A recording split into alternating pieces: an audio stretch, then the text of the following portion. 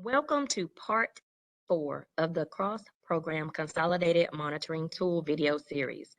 I am Dr. Masay Kinsey Ship, Consolidated Program Administrator for the Piedmont Triad region. The purpose of today's recorded presentation is to provide an overview of the compliance expectations for Element 13, Title IV Part A activities. If your PSU does not receive Title IV funds, PRC 108, then you do not need to submit compliance documentation for this element in SharePoint. Before we begin this conversation about the Title IV Part A element of the CPCM tool, you may find it helpful to have a hard copy or a digital copy of the tool so that you can follow along with me. The monitoring tool can be found on the Office of Federal Programs website on the Cross-Consolidated Monitoring webpage. Element 13, Implementation of Title IV-A Program. Implementation of Title IV Part A activities. PSUs must provide documentation related to all activities described by the PSU in the Grant Details section of CCIP.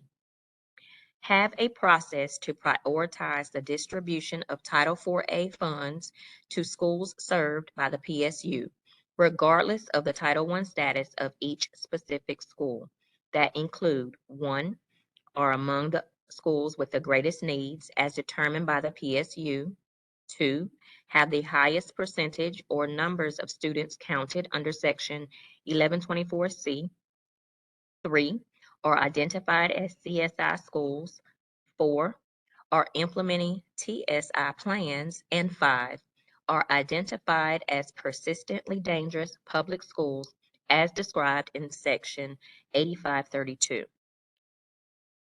Mental health services funded by Title IV Part A. If Title IV-A funded mental health services are provided, the consent forms must be signed by parents prior to rendering services. Evaluating activities to determine impact.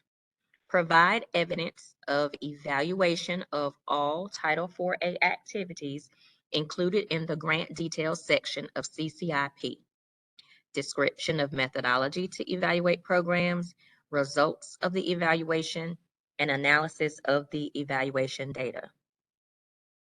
Evaluating activities to determine impact, best practices.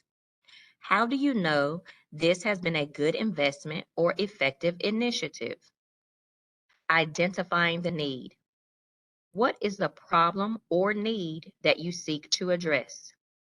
Addressing the need. What actions have been implemented to address this need? Determining impact. What was the result of these actions? And how do you know this has been a good investment or effective initiative? Did you know there is a series of videos that you can view to prepare for your monitoring event? There are 2 required videos for all PSUs preparing for a monitoring visit.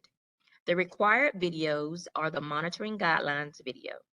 This video provides an overview of the entire monitoring event from notification to closure.